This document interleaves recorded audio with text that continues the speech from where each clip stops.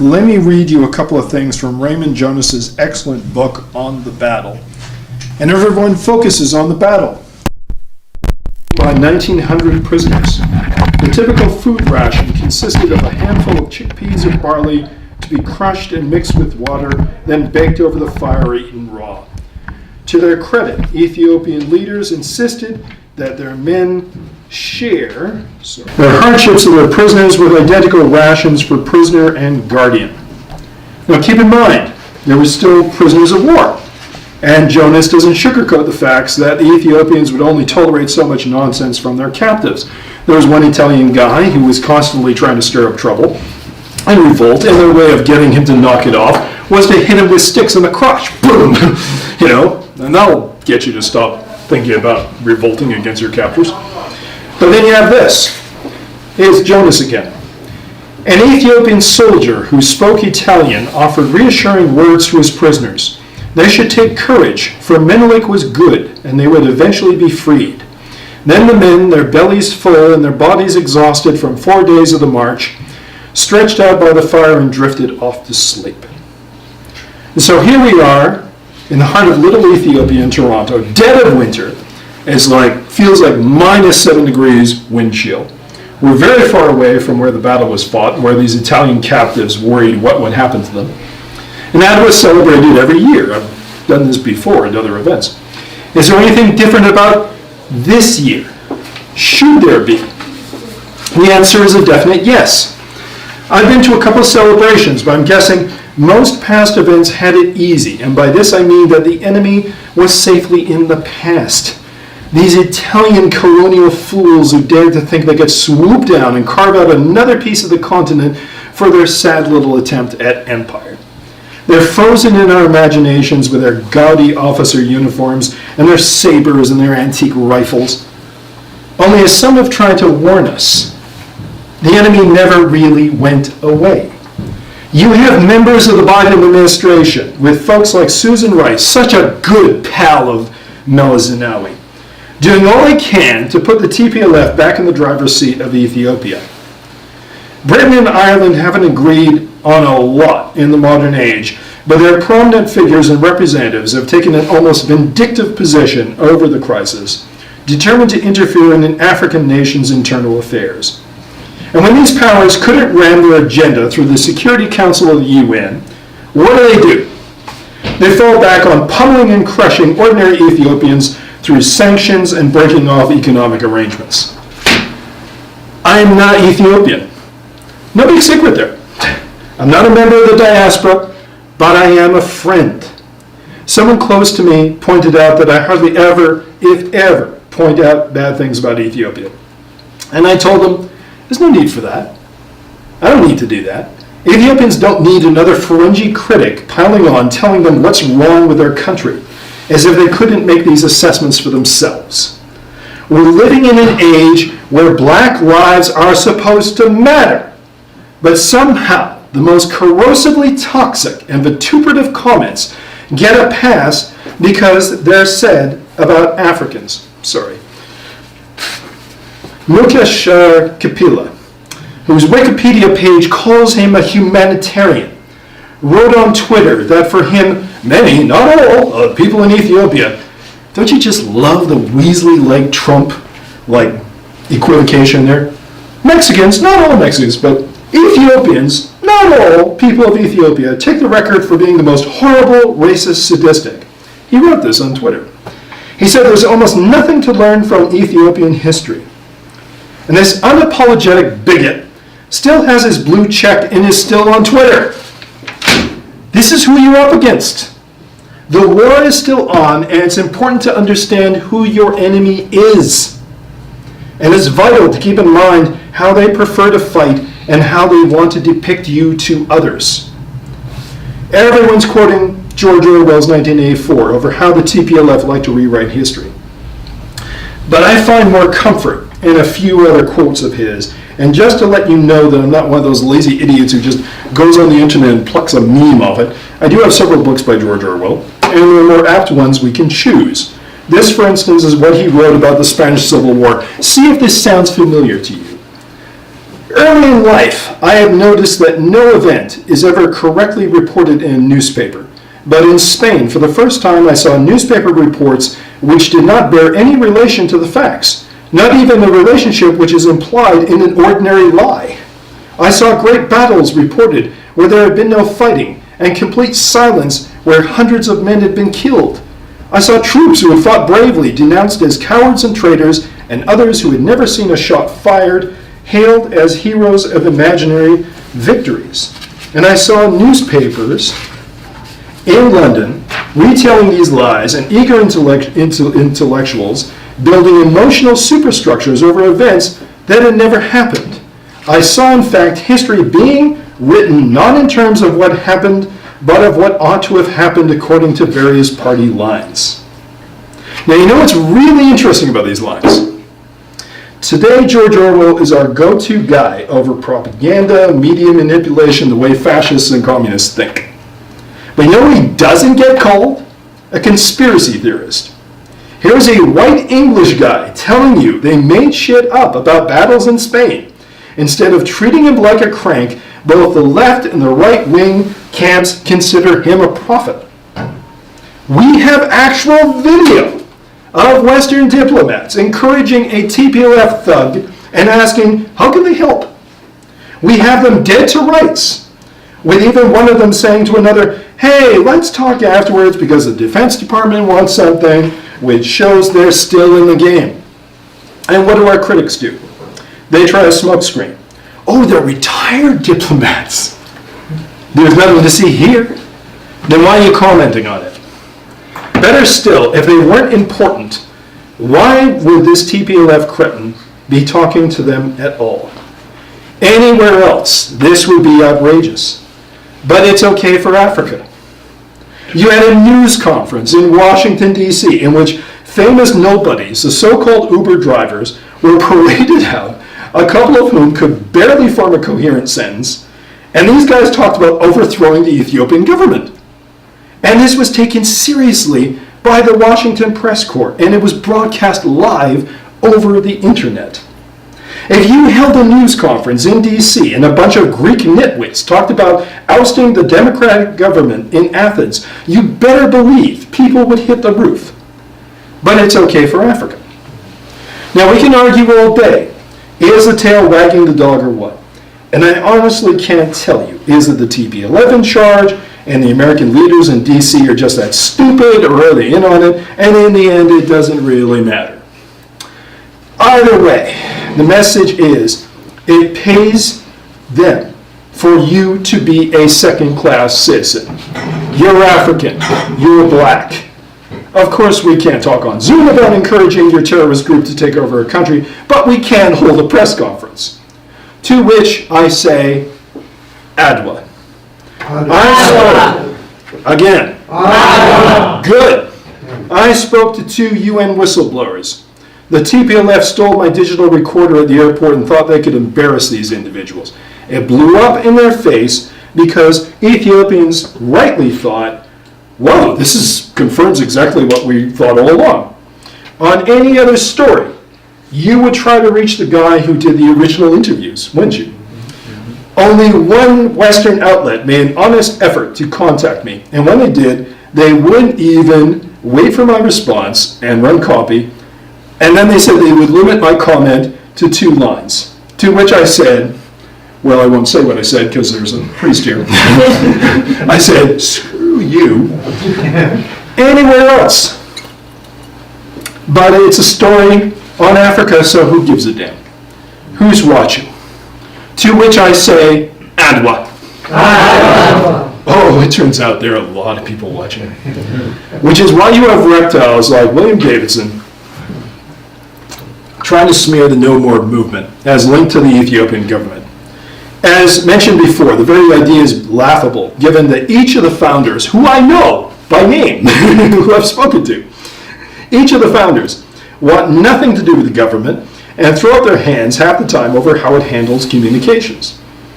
But facts don't matter to the other side. What scares them is that ordinary people like you, Africans at home, diaspora, their allies, realize the huge potential of a grassroots movement that speaks with an African voice. Can't let that have any legitimacy, because that's Adwa, and they'll never get it. Adwa wasn't fought for a king's ambition. It was fought to defend a country. That's not just unique for Ethiopia or Africa. That's unique for the entire world. That's why I say Adwa. Adwa. And you can sit around the cafe and have a long debate like students at a university over the Second World War and whether it was wrong to bomb Dresden and how it was a horrible thing that the Americans kept blacks in separate units in the army and how they bombed Hiroshima and how that idiot, the Duke of Windsor, liked Hitler. But when it comes down to it, when it really boiled it down, it was still a good thing to go fight Nazis and beat them. And practically everyone in Britain and North America agreed, as did George Orwell, by the way. He made that clear because he wrote, and this is important, the choice before human beings is not as a rule between good and evil, but between two evils. You can let the Nazis rule the world, that is evil. Or you can overthrow them by war, which is also evil. There is no other choice before you, and whichever you choose, you will not come out with clean hands. Let me tell you something. The TPLF are African Nazis. I have talked to their victims. I have seen what they do. I have walked through a damn field where the corpses of their misguided, pathetic soldiers lay rotting because ordinary people nearby didn't have the time to give them proper burials even though they wanted to. You want to know what war is like? Go get a whiff of decomp. I have. I was in Lalibela with Jamal Countess, and the TPLF tried to kill him. Long story short, they tried to draw him out and kept up a barrage of phone calls to lure him to a destination, and even after we left, they came looking for us at our hotel. And to their great credit, the staff of the hotel said, "Sorry, they didn't tell us when they left, and we don't know where they're going." And that is also why you don't hear me quoting lines about the Battle of Adwa to make it come alive for you like a movie action sequence. Because I've seen death, and I've smelled it, and I've walked through its debris and confusion and garbage, and there is no glory in war. But there can be a justice to it. There's glory over courage, physical courage, but that glory from over physical courage comes from moral courage. No glory, but justice. That's why I read lines to you about the aftermath. That's what I care about. That's what we all really care about. The fight is just, which is why I say Adwa. Adwa. When people pour into the demonstrations for no more, a good portion of them may like Abiy and another segment may not like him at all, and some won't care, and all of that is besides the bloody point, because they are there for Ethiopia. They're there because TPLF and the OLF Shene are slaughtering the family members and friends.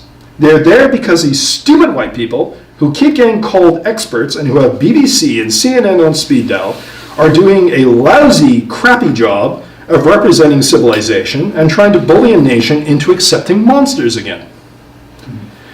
And if you are out there watching this, and you know who you are, I hate you for your barbarism and your smug, self-congratulatory attitude that you'll get away with it. You won't. Because there are still Ethiopians who call themselves by the right name Ethiopians, and they will fight you.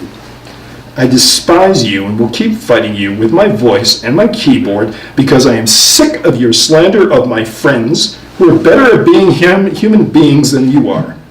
I will take the Ethiopian sense of justice and compassion and what's right over your blood-soaked, realpolitik EU pragmatism and von Batten douchebag hypocrisy any day. I say to you, Adwa. Adwa. After Adwa, after the enemy was broken, was when Menelik and the Ethiopians showed mercy. Despite the myth, Menelik was not the one who pushed for castration of Italian soldiers or for the hacking off of limbs of the Askari.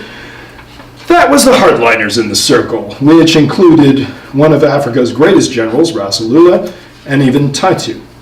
Remember when I read to you a couple of minutes ago on how the prisoners were treated well.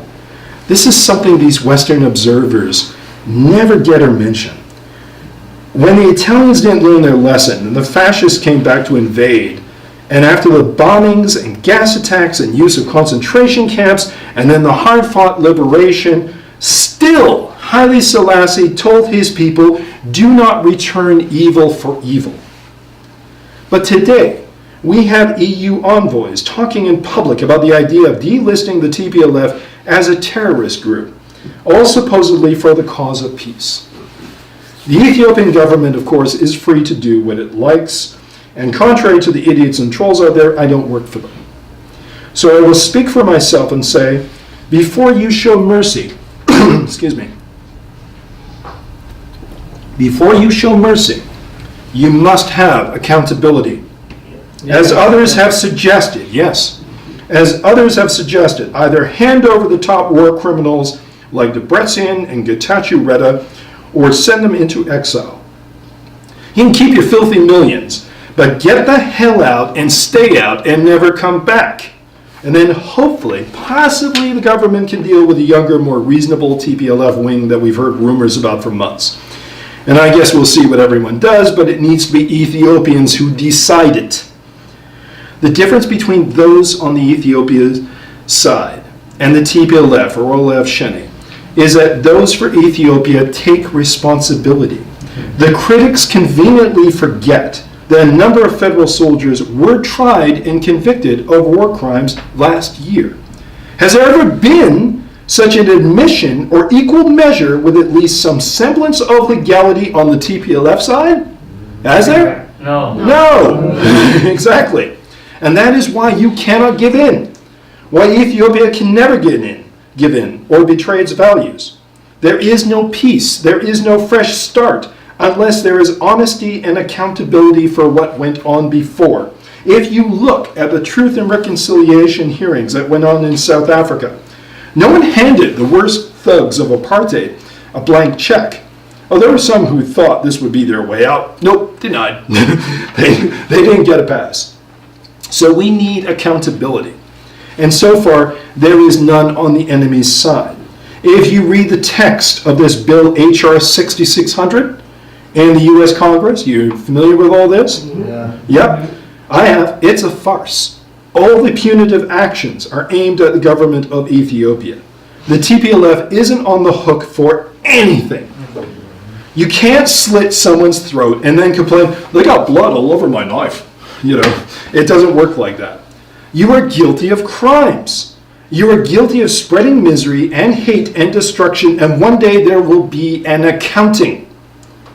For the fallen in Afar, for the dead in Amhara, for the lives lost because you stormed into Desi and you left floor after floor of broken glass and stole the precious medical equipment that could save lives. I say Adwa. Adwa. And you've got powerful friends. I'll give you that. To whom I say, who the hell do you think you are? You're elected to Congress, but you think someone gave you a badge to police the world?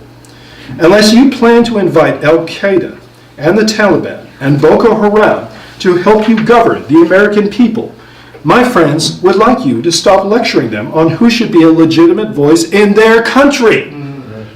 You want to give those Uber drivers jobs? There's a broom and a mop at the police station in Lalibela. They can start there. You better believe. I say Adwa. Adwa. The fight long ago needed strong arms and quick feet and true aim, but it needed something more.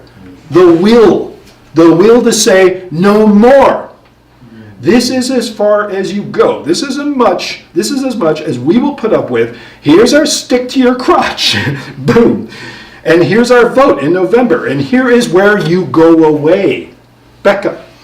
The enemy never went away. But the battlefields today are different, and you can play your part and help. All of you in this room, all of you watching this. If you can find out through freedom of information who's paying those Congress members how much, that helps tremendously. If you work for the UN and you've grown a conscience and you know the shenanigans they're pulling, drop me a line, because we could always use more evidence. Become an army in the streets, a peaceful one. But this time, make your voices so loud that you make the pillars by the Lincoln Memorial shake.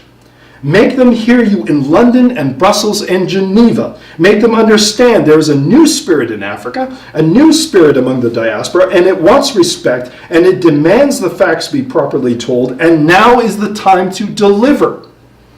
And when they get smug and say in their usual doublespeak about how they know better and how things need to go the way they tell you they should, you say Adwa. Adwa. Look, I know how to do a rah-rah speech.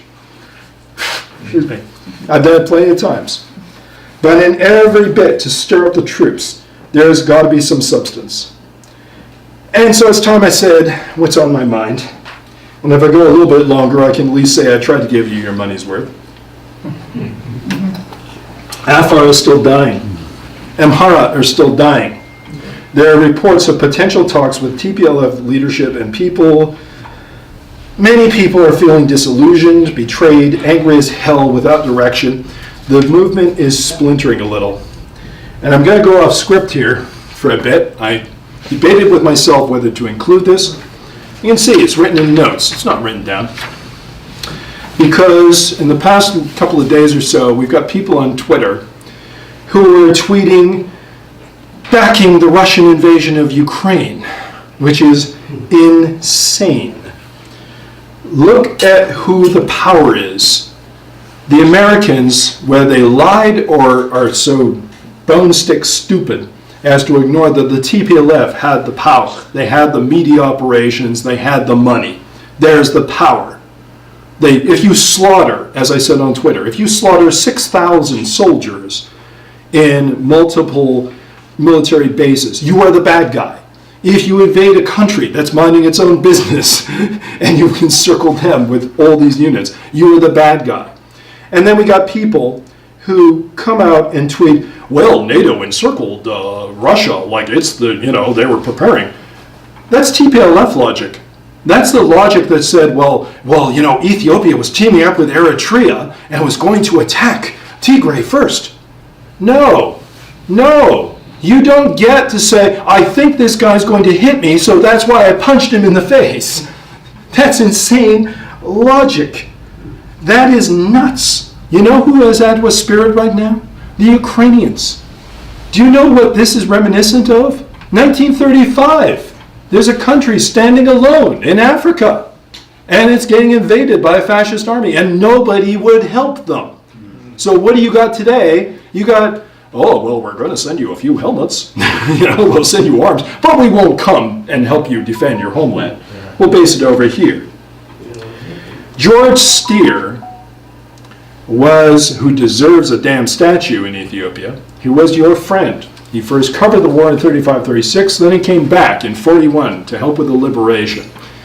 He predicted this kind of thing.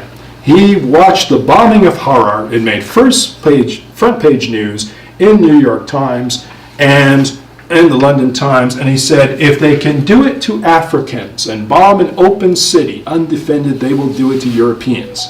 Something like 6 months later, bombing of Guernica in Spain. This is what they do. So the Ukrainians, please do not side with the Putin, dictatorship against this country. So this is how nuts it gets. Don't let the tragedies embitter you to the plight of innocent people elsewhere. But overall, I don't comment on the specifics in terms of how the Ethiopian government handles its crises, because that's not my place. Now and again, there are efforts to try to get me hired by the government for communications, and the trolls, being idiots, assume I'm already working for them, which is incredibly stupid, because they don't get it. No one at the government in Addis Ababa will ever hire me for that, because they know I will always say what I think and what I think is the truth, and if you do PR, your job is to say what the government thinks. Plus, I swear a lot. Sorry. I'm not weighing in on certain issues because that's not where you either want me or need me. These things you decide.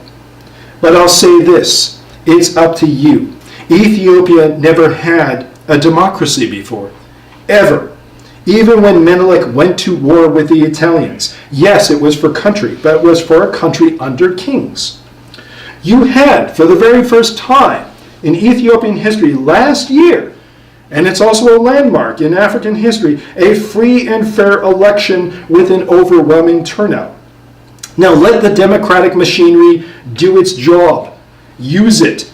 You don't like how Abiy and his folks are governing? Write a column, hit the streets and protest, send a petition. They can take it. I happen to know a few of them. They're very smart and decent types, and if they can't take it, they're not the great people I thought they were. Excuse me. You know, I watched a very bizarre and disturbing scene at the banquet where I had the honor and privilege of speaking in front of the Prime Minister. That was when I was over there in December, January. And after the whole thing is over, he wants to shake hands with folks. He leaves his table and wants to do the handshaking thing. He's a politician, of course he does. And his fans mobbed him. They're desperate to touch him, to get near him. And it was crazy because they're encircling him, and his security team is batting people away, like literally shoving them back. And some of us are going, this is insane. This is not what you want. It's no reflection on Mr. Abe. He's a popular guy, not his fault at all. But you got to talk to security. If you set someone up for that kind of hero worship adulation to be a political god, then they can't possibly measure up. And worse, you can't move forward. This is supposed to be a parliamentary democracy that works on the unspoken premise that governments will inevitably fail you. That's why you have elections. And when you don't like them anymore, you want change.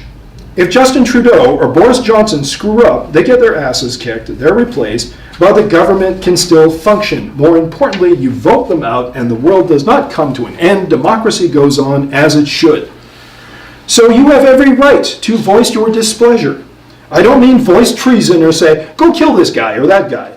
Or you need to start a new revolution. You had that revolution. That's why the psychopaths are out of office and up in Tigray and trying to murder innocent Afar.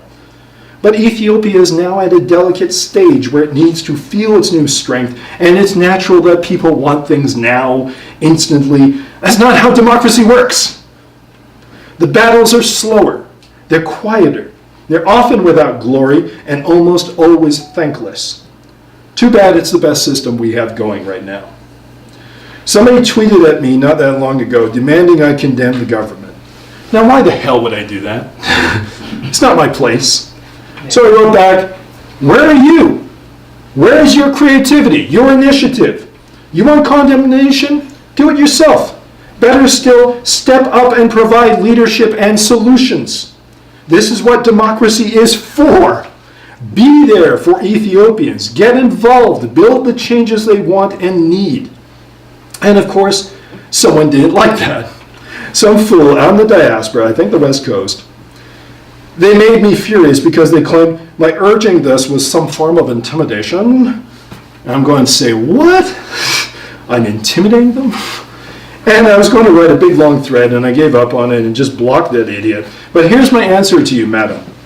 Intimidation implies there's power, there's force. How the hell is encouraging someone to use the tools of democracy, that is their right, and to participate a bad thing? Has it come to this, that folks are so bloody ignorant that they look to government, never mind Ethiopia, but in DC, London here, for everything? So don't just tweet, get off your ass. You want change, make it happen. Organize, write, be involved. To this I say Adwa. Adwa spirit, Adwa strength, Adwa. Because I am only your friend. I don't tell you the specifics of what you should do or how the government needs to change because I don't live there or will ever have to pay the cost. I have only the spiritual constituency which you folks grant me, and trust me guys, I serve at your pleasure. What I can do, what I must do, is urge you to keep that machine of democracy running. The players may change if that's what you want. Elect them, kick them out of office, your choice. and keep Americans and Brits and Irish and the bloody UN and Fungus Davison from telling you who you should have in power. They don't decide that. You decide that. As your friend, I stand with you against those enemies. But as any warrior will tell you, and believe me, the fight's not over, you must defeat the enemy within first. The one that says, you can't do this, or we can't possibly win against a superpower, or maybe we can live with this crappy legislation in Congress choking off our economic blood flow. I'll borrow two martial arts maxims that I learned. They're actually from something called the Dojo-kun, which is Japanese, and there are interesting connections between Ethiopia and Japan, but that's a whole different historical discussion. One is strive for the perfection of character. And the other, which is more apt here, is foster the spirit of effort. GERD wasn't built in a day, and it will only keep flowing if there is a nation behind it. Many ethnicities, but one people, one collected strength. If there is a will, if you foster the spirit of effort, if you say Adwa. Let me hear you say it again. Adwa.